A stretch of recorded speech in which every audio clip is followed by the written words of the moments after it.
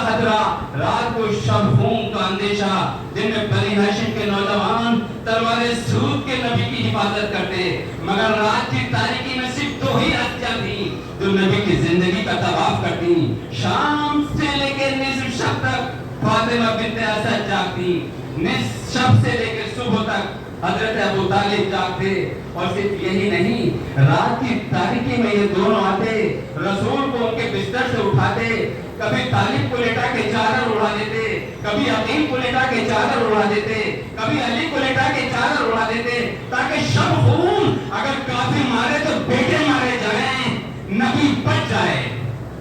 ان 3 سالوں میں 1000 سے زیادہ راتیں آتی، اور ان 1000 سے زیادہ راتوں میں ماں باپ نے مل کر اپنے جگر کے ٹکڑوں کو، اپنے جگر کے پاروں کو اس جذبے کے تحت، اس نیت کے تحت قتلگاہ اسلام پہ لٹایا کہ یہ مارے جائیں، نبی بچ جائے۔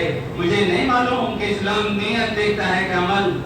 جناب ابراہیم نے اپنے بیٹے جناب اسماعیل کو ایک لمحے کے لیے قتلگاہ اسلام پہ لٹایا، ذبح کرنا چاہتے ہیں، دمبا ذبح ہو گیا، جناب اسماعیل بچ گئے، مگر جناب اسماعیل قیامت تک ذبح اللہ کہلائے، جناب ابراہیم قیامت تک خلیل اللہ کہلائے۔ میں کہوں گا جب ذبح نہیں ہوئے تو ذبح اللہ کیوں کہلائے؟ کہا ذبح اللہ اس لیے کہلائے کہ اس نیت سے قتلگاہ اسلام پہ لیٹے کہ میں ذبح ہو جاؤں، تو نیت ان کی تھی، اسباب معبود کے تھے، قدرت نے نیت پہ انعام دیا، اسباب پہ نہیں۔ تو اگر جناب ابراہیم اپنے بیٹے جناب اسماعیل کو ایک لمحے کے قتلگاہ اسلام پہ لٹا دیں تو اسماعیل قیامت تک ذبیح اللہ کہلائیں، ابراہیم قیامت تک خلیل اللہ کہلائیں، اور ماں باپ دونوں مل کر اپنے جگر کے ٹکڑوں کو، اپنے جگر کے پاروں کو اسی جذبے کے تحت قتلگاہ اسلام پہ لٹائیں، تو مسلمان ان کو مسلمان ماننے کے لیے تیار نہیں، جبکہ جناب حاجرہ کا اس میں کوئی کنٹریبیوشن نہیں تھا۔ یا ماں کا بھی کنٹریبیوشن ہے یا باپ کا بھی کنٹریبیوشن ہے۔ سلوات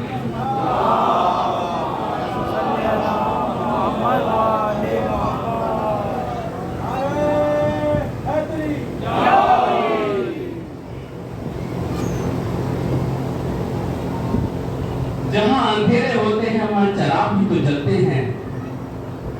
یمن کے ایک سردار نے مکے کے تمام سرداروں کو اکٹھا کر کے کہا کہ کب تک سید العرب حضرت ابو طالب کا بائیکاٹ کرتے رہو گے، جس کے گھر پہ پانی کی سبیلیں چھلکتی تھی، جس کے گھر کے تنور ہمیشہ روشن رہتے تھے، آج اس کے چھوٹے چھوٹے بچے بھوک اور پیاس سے تڑپ رہے ہیں۔ شاہ ابی طالب قبریں بن جائیں گی بنی ہاشم کی، کسی کو یقین بھی نہیں تھا کہ زندہ نکل پائیں گے، کیونکہ بھوک اور پیاس کی اتنی شدت تھی کہ بچنا محال تھا۔ تو یمن کے سردار نے تمام سرداروں کو اکٹھا کر کے کہا کہ تمہاری غیرت و حمیت کو کیا ہو گیا ہے، تم ان آوازوں کو سن رہے ہو، تم ان آوازوں کو سن رہے ہو اور سہ رہے ہو۔ تو تمام سرداروں نے مل کے جواب دیا، بیک زبان ہو کے کہا کہ ہم مجبور ہیں، ایگریمنٹ لکھا جا چکا ہے کہ حضرت ابو طالب آ گئے۔ کہا اے مکے کے رئیس ہو، جس ایگریمنٹ کی تم بات کر رہے ہو وہ ایگریمنٹ ہے کہاں؟ کہا وہ ایک کپڑے میں لکھا ہوا ہے، کپڑا چمڑے میں لکھا ہوا ہے، چمڑا صندوق میں ہے، صندوق دوسرے صندوق میں ہے، اور وہ سب خانہ کعبہ میں ہے جس میں قفل لگا ہوا ہے۔ کہا میرے بھتیجے محمد ابن عبداللہ نے مجھے یہ خبر دی ہے کہ چچا جان جو ایگریمنٹ اتنی حفاظت میں ہے، اس پورے ایگریمنٹ کو دیمک نے چاٹ لیا ہے، دیمک نے کھا لیا ہے، صرف اللہ کا نام ہے جو باقی رہ گیا ہے۔ چلو دوسرا ایگریمنٹ تم کر لو، تم اسے کھولو، تم اسے دیکھو، اگر میرا بھتیجا سچ کہتا ہے تو تم اس کی مخالفت کیوں کرتے ہو؟ اگر وہ جھوٹ کہتا ہے، دیمک نے نہیں کہا، تو جاؤ میں اپنے بھتیجے کو تمہارے حوالے کر دوں گا۔ سب نے کہا درست ہے۔ اب خانہ کعبہ کے پاس آئے، خانہ کعبہ کا دروازہ کھولا، قفل کے قفل کھلے، اور اب جو اس ایگریمنٹ کو نکال کے دیکھا تو اس پورے ایگریمنٹ کو دیمک نے چاٹ لیا تھا، دیمک نے کھا لیا تھا، صرف اللہ کا نام تھا جو باقی رہ گیا تھا۔ چلوا گئی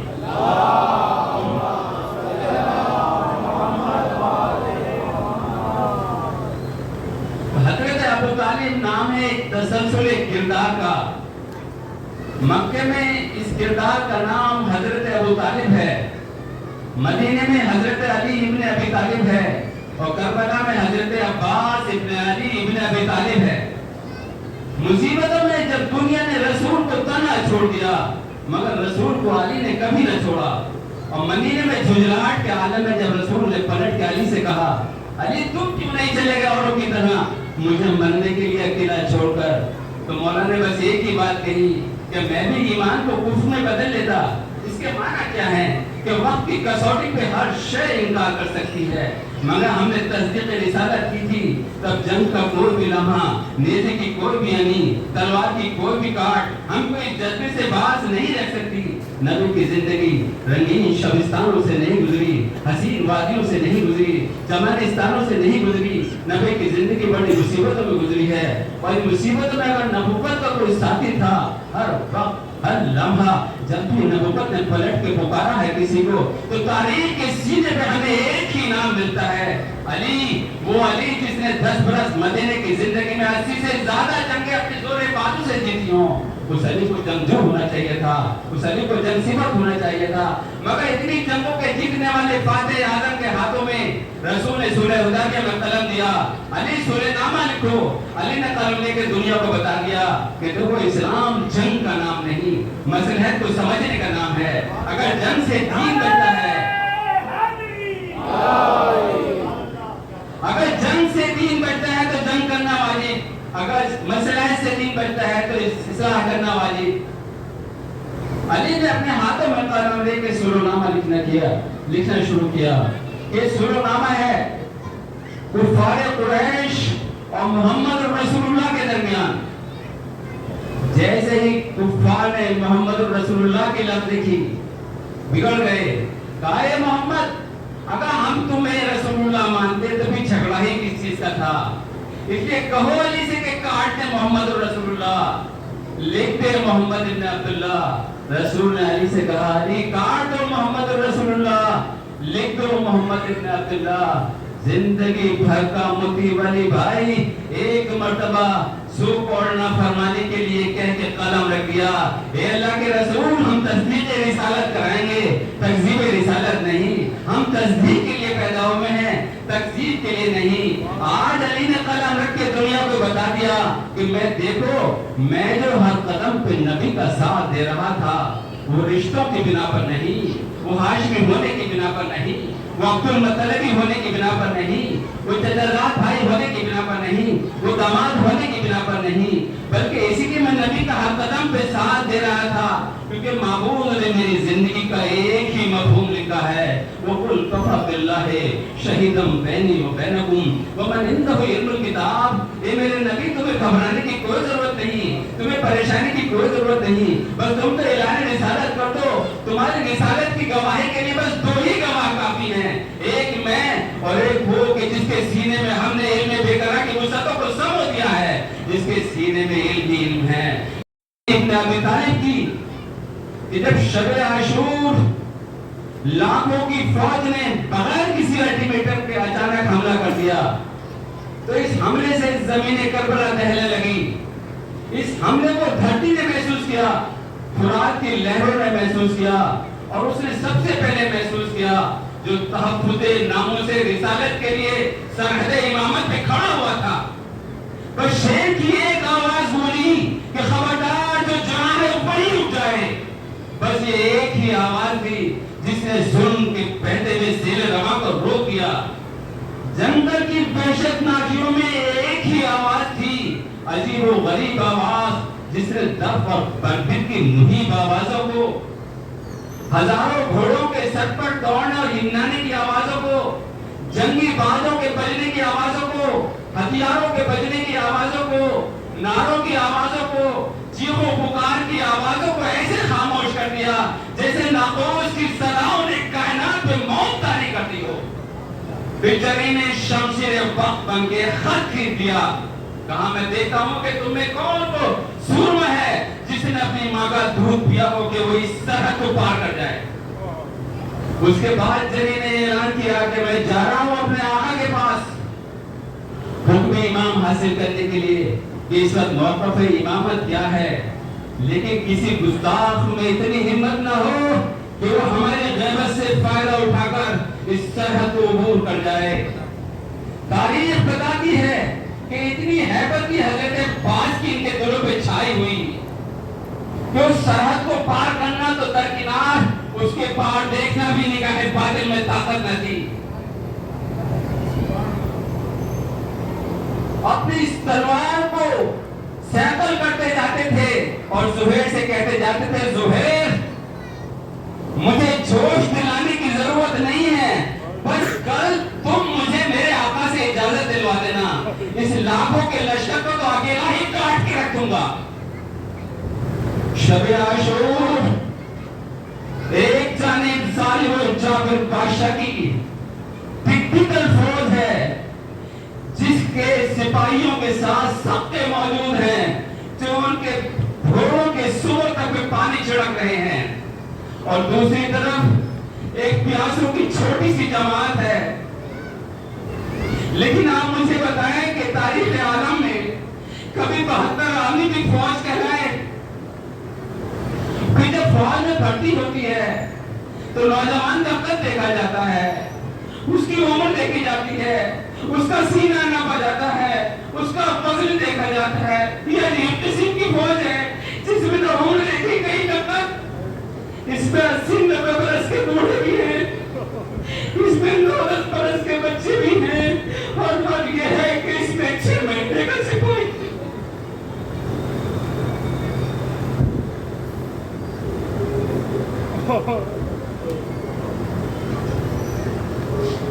और इस मुख्तसर सी फौज का सरदार अपने सिपाहियों को रात में इकट्ठा करके कहता है कि ये अजीबी फौज जो मुझे घेरे हुए है ये सिर्फ मेरे खून की प्यासी है। तुम में से जो जाना चाहे चला जाए। जब कोई ना उठा तो कहा, अच्छा मेरे सामने उठते में शायद शर्म आ रही हो, तो कहा बेकार ये पर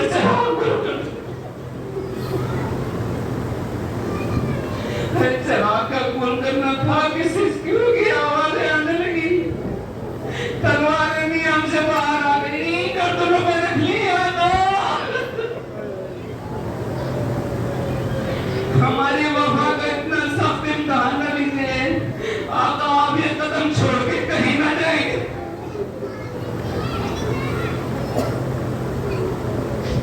अरे तमाम रात इबादत में गुजरी, सुबह तुलू हुई, हज्जाज इब्न मसूद हुसैन का मुअज्जिन गुलदस्ते अज़ान पे आया कि एक कनीज खेमे से निकल के आई और हुसैन इब्न अली से कहा कि शहजादी ज़ैनब ये चाहती है कि आज अज़ान अली अकबर दे।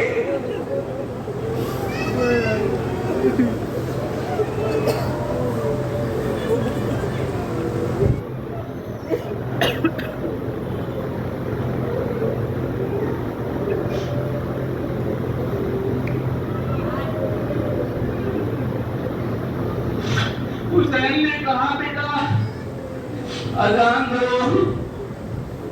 अली अकबर ने जब कहा अल्लाहु अकबर तो ज़ैनब ने खाक पे तयम्मुम करके अपना मुसल्ला बिछा दिया।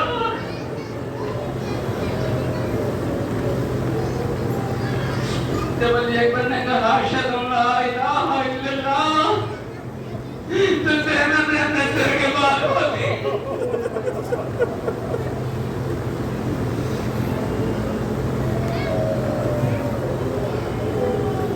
जब अली अकबर ने कहा अशहदु अन्ना मुहम्मदुर रसूलुल्लाह तो ज़ैनब ने दोनों हाथ आसमान की तरफ बुलंद करके कहा, बारेला ये मेरे नाना की आवाज है, मेरे महबूब की आवाज है, आज ये आवाज हमेशा हमेशा के लिए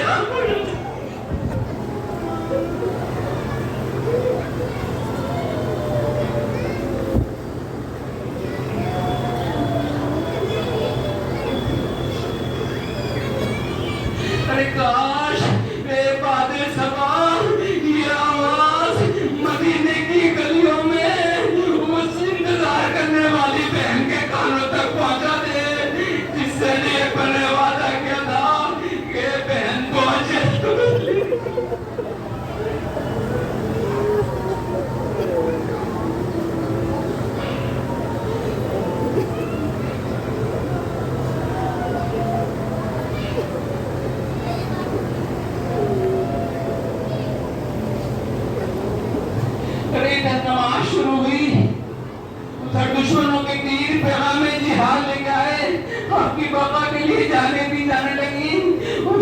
کبھی سعید کی ملت اٹھائی، کبھی بریر کا لاشا لائے، کبھی حبیب کا لاشا لائے، کبھی خود کا لاشا لائے، پھر عائشہ کی باری آئی، کبھی قاسم کے ٹکڑوں کو آبا میں باندھا، سر پہ کشتی بنا کے چلے، اس طرح جیسے کہ کوئی مزدور چلتا ہے۔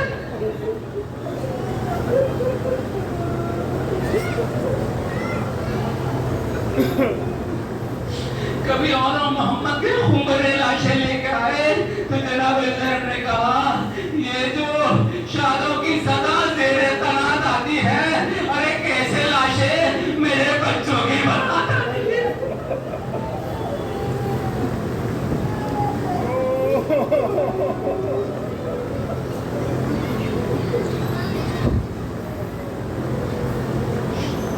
تاریخوں سے پتہ چلتا ہے کہ حسین کے سبھی صدموں میں ہوش و حواس بجا تھے، لیکن جب علی اکبر شہید ہوئے تو بوڑھے باپ کے حواس منتشر تھے۔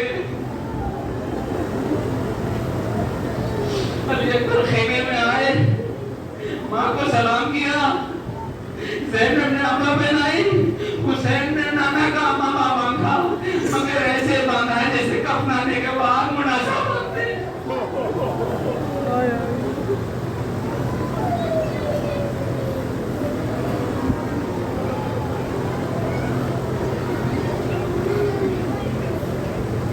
پاکستان کے مشہور عالم علامہ اظہر اللہ مقامہ اپنی کتاب میں لکھتے ہیں کہ علی اکبر اپنی دروازے کے قریب پہنچے ہوں گے کہ پیچھے سے ایک درد بھری آواز آئی، جسے دیکھ کے حسین بھی اپنی آنکھوں میں رومال رکھ کے بیٹھ گیا۔ ارے علی اکبر ابھی دروازے کے قریب پہنچے تھے کہ پیچھے سے ایک نہیں درد بھری آواز آئی، اے بھیا علی اکبر ہم سے بھی ملنے جاؤ۔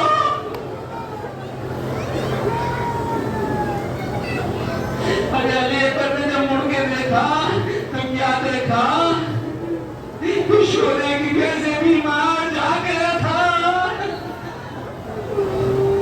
دیکھا کہ بیمار بھائی امام زین العابدین بستر بیماری پر اپنی کمر کو دونوں ہاتھوں سے پکڑے ہوئے کہہ رہا تھا، اے بھیا علی اکبر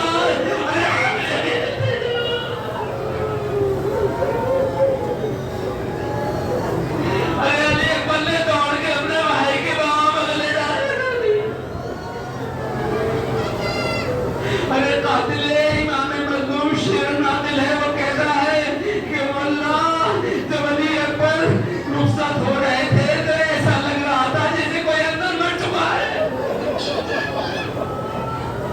اور یہ وہ منظر تھا۔ ارے عزیزارو تم نے تو دیکھا ہوگا جب کسی کے گھر سے میت نکلتی ہے تو کیسا شعلے کی جو بلند ہوتا ہے، شمر کہتا ہے کہ ایسا شعلے کی جو بلند ہوا کہ میں سمجھا کہ شاید کوئی مر چکا ہے۔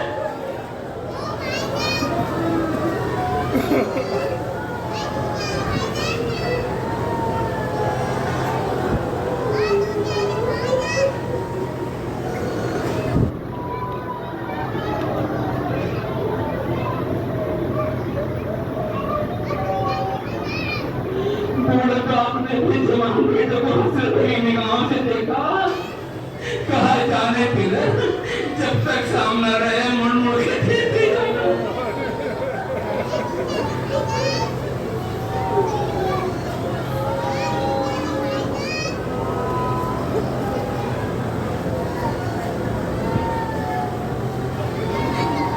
پھر حسین دو دانوں ہو کے بیٹھے اور دونوں ہاتھ آسمان کی طرف کر کے کہا، اللہ مرشد ہاؤلائے القوم، یا اللہ گواہ رہنا اب وہ جا رہا ہے جو صورت میں سیرت رفتار میں گفتار میں تیرے محبوب کے مشابہ تھا۔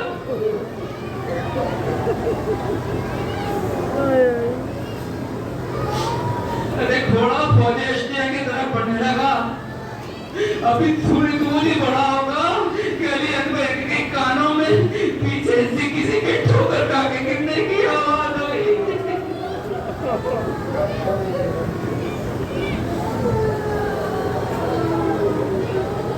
اب جو علی اکبر نے دیکھا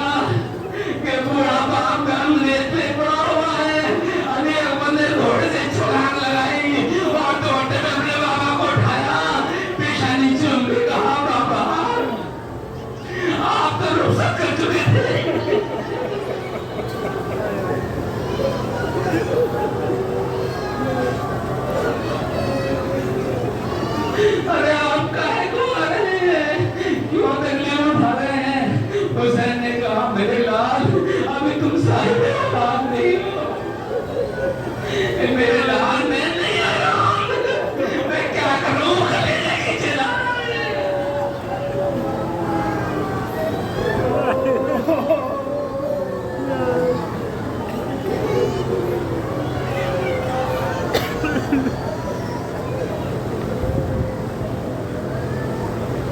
علی اکبر نے بابا کو خدا حافظ کہا اور میدان میں آئے۔ حسین ایک ٹیلے پہ آ کے کھڑے ہو گئے اور حسین کی نگاہیں علی اکبر پر، خیمے کے دروازے پہ کھڑی زینب کی نگاہیں حسین پر، اور مصلی پہ بیٹھی ہوئی لیلا کی نگاہیں زینب پر، یعنی یہاں سے وہاں تک نظروں پر پار ملے۔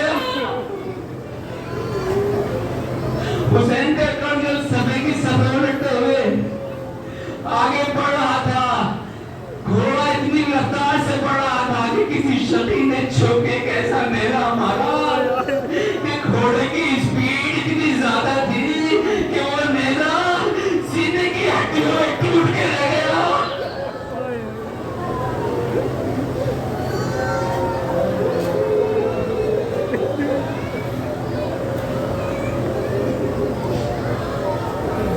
اور نیزے کا لگنا تھا کہ علی اکبر گھوڑے سے گرے، حسین ٹیلے سے گرے، زینب دروازے پہ گری، لیلا سجدے میں گری،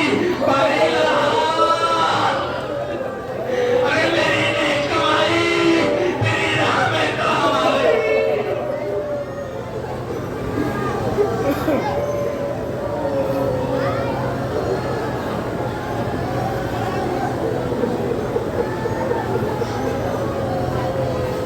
حسین نے گر کے علی اکبر نے گر کے آواز دی، بابا میرا آخری سلام قبول ہو۔ علی اکبر جانتے تھے کہ باپ میرے ان تک پہنچ نہیں سکتا۔ ارے بوڑھے باپ کے کان میں جوان کی کراتی ہوئی آواز آئی، حسین نے کمر پکڑ لی۔ ارے صحیح باپ ٹھوکرے کھاتا ہوا گرتا پڑتا مقتل کی طرف چلا۔ مقاتل نے لکھا کہ 70 جگہ حسین گرے، 70 جگہ اٹھے۔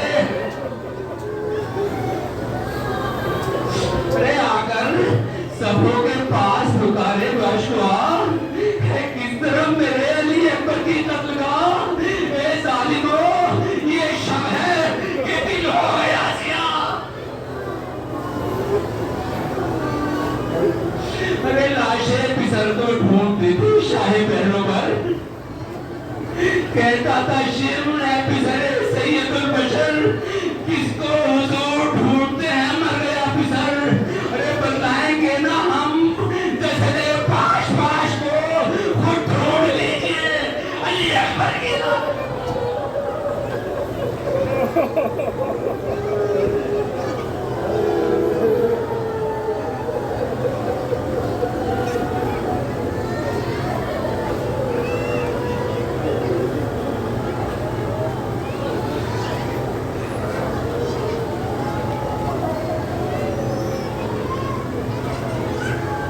حسین گرتے پڑتے چلے، کہا میرے لال یا بنی حالت دنیا باد کلاپا، اے میرے لال دنیا اندھیر ہو گئی، ہمیں راستہ دکھائی نہیں دیتا، اے باپ بیٹا رابطی آواز بلاؤ، ہم آواز کے سہارے آئیں گے۔ ارے جب حسین سے چلا نہ گیا تو پتر برداشت پسر زانو کا زانو رسی، اور علی اکبر کے پاس پہنچ کے کہا بیٹا غریب باپ آ گیا۔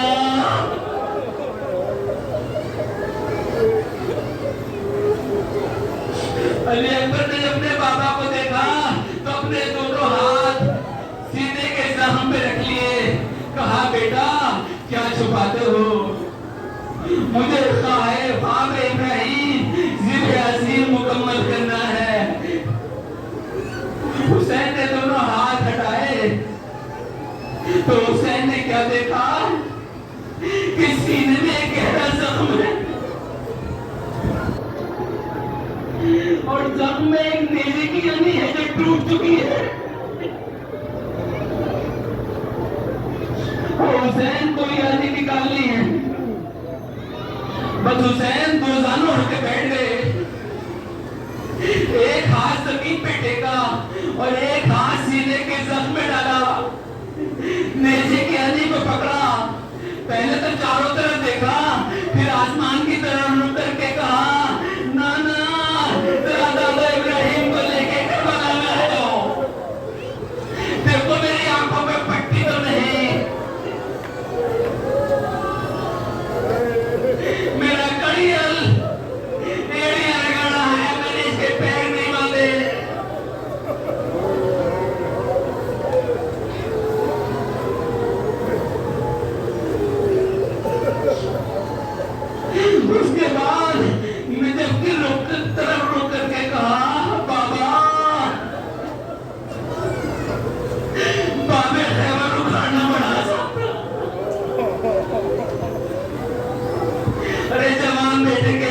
से बच्चे का फलने का लगो ए बाबा मेरी मदद को आ जाओ ये कह के दिलो दिमाग की सारी ताकत समेट के कहा यार ये मदद अब जो नेज़े की अली निकली तो खाली अली नहीं निकली नेज़े की अली में कलेजे के टुकड़े निकल के बाहर आ गए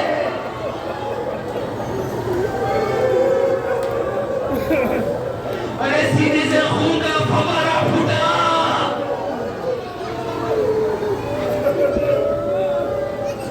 अली अकबर ने उखड़ती हुई सांसों में कहा बाबा अरे अपना ख्याल रखना खुदा हाफिज़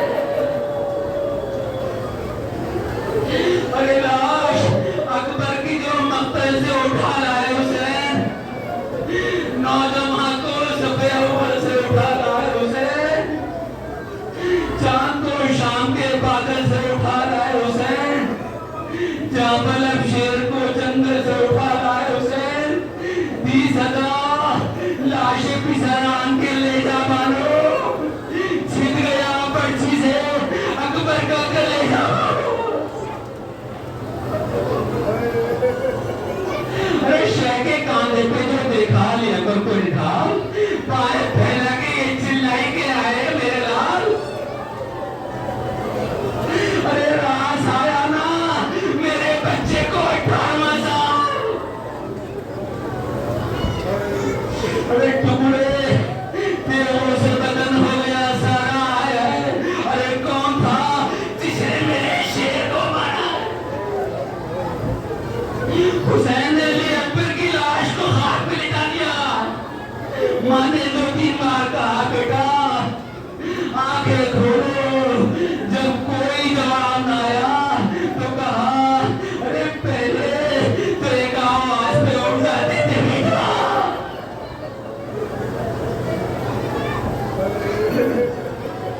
अरे पहले तो एक आवाज पे उठ जाते थे बेटा अब इतनी सजा पे भी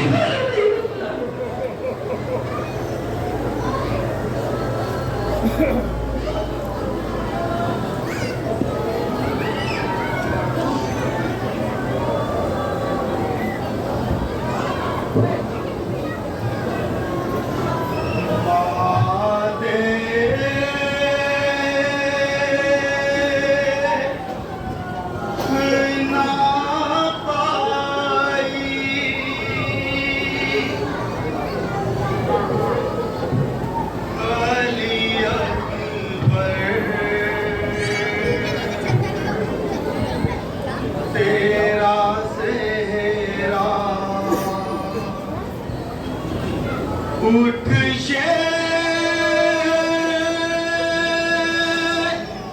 मेरे बन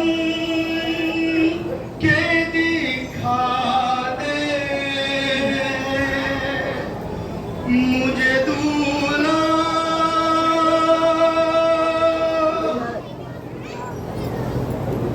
और वरना तेरी मैया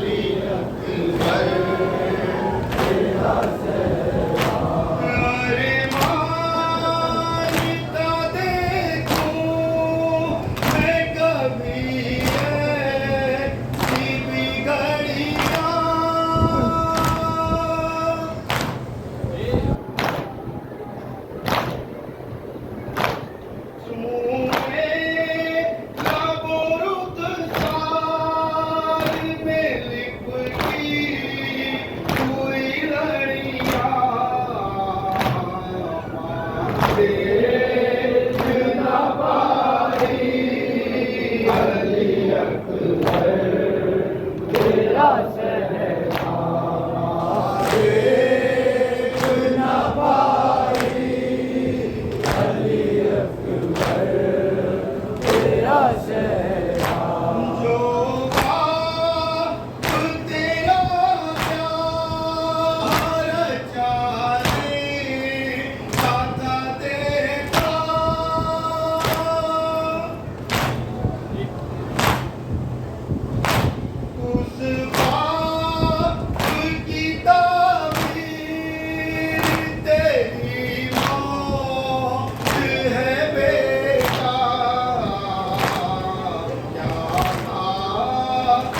مقدر ہے زمانہ تیرا تیرا ماں دیکھ نہ پائی علی اکبر تیرا صحرا دیکھ نہ پائی علی اکبر تیرا صحرا بڑی دیر میں جا کر میرا وعدہ نہ بھلانا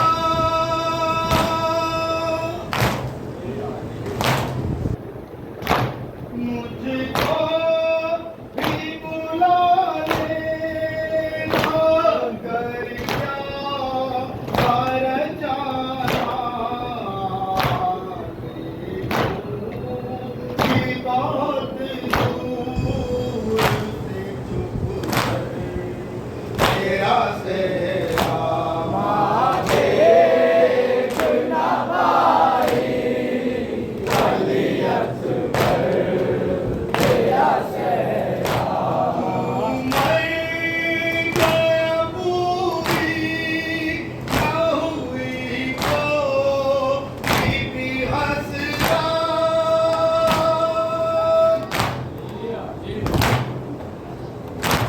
تیرا جگر سے مجھے اتنی زیادہ میں گل میاں سے سجا کر تیرا صحرا ماں دیکھ نہ پائی علی اکبر تیرا صحرا ماں دیکھ نہ پائی علی اکبر تیرا صحرا یہ آخری جملہ خط سغرا میں لکھا ہے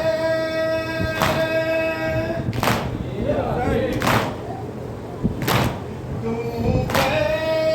کسے لوٹائے میری ہاتھ سے دعا ہے اللہ دکھا دے تیرا صحرا ماں دیکھ نہ پائی علی اکبر تیرا صحرا سلام سیدنا حسین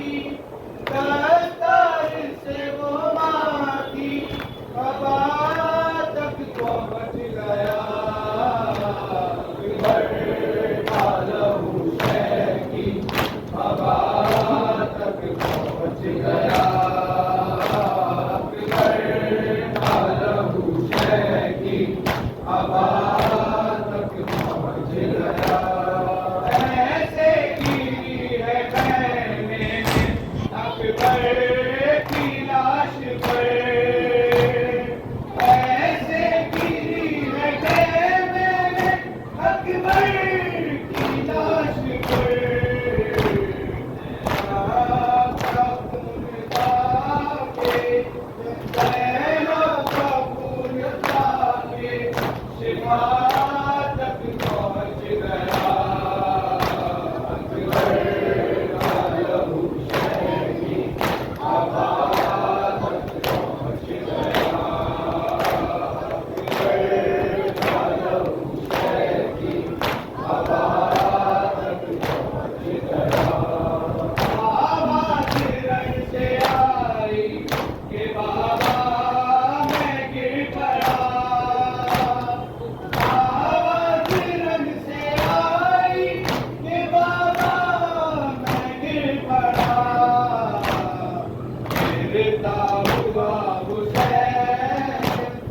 गिरता हुआ हुसैन सदा तक पहुँच गया। अकबर का लहू शह की हवा तक पहुँच गया। अकबर का लहू शह की हवा तक पहुँच गया।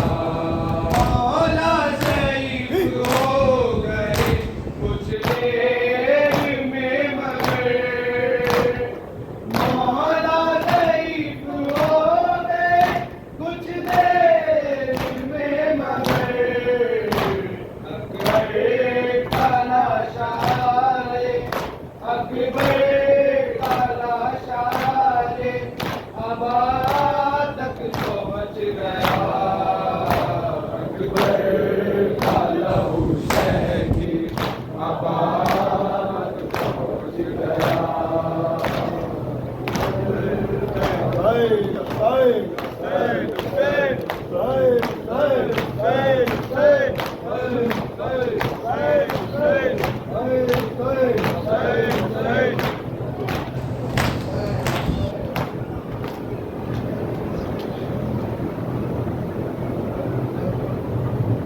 अकबर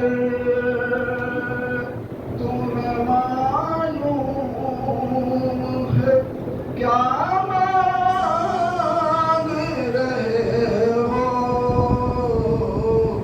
अकबर तुम्हें मालूम है क्या मांग रहे हो। अकबर तुम्हें मालूम है क्या मांग रहे हो। तुम बाप से मरने की रज़ा मांग रहे हो। अकबर तुम्हें मालूम है क्या मांग रहे हो। इस आलम गुरबत में तुम्हें जाने दूं कैसे। इस दर्द मुसीबत में तुम्हें जाने दूं कैसे। इस वक्त क़यामत में तुम्हें जाने दूं कैसे। ऐ लाल जो तुम इज़्ने बग़ा मांग रहे हो। अकबर तुम्हें मालूम है क्या मांग रहे हो। तुम बाप से मरने की रज़ा मांग रहे हो। क्या गुज़रेगी इस बाप के दिल पर नहीं सोचा। तुमने ये मेरी जान अली अकबर नहीं सोचा। मर जाऊंगा मैं तुझसे बिछड़ कर नहीं सोचा। तुम मुझसे ज़रीफ़ी का असा मांग रहे हो। अकबर तुम्हें मालूम है क्या मांग रहे हो। तुम बाप से मरने की रज़ा मांग रहे हो। दिल रो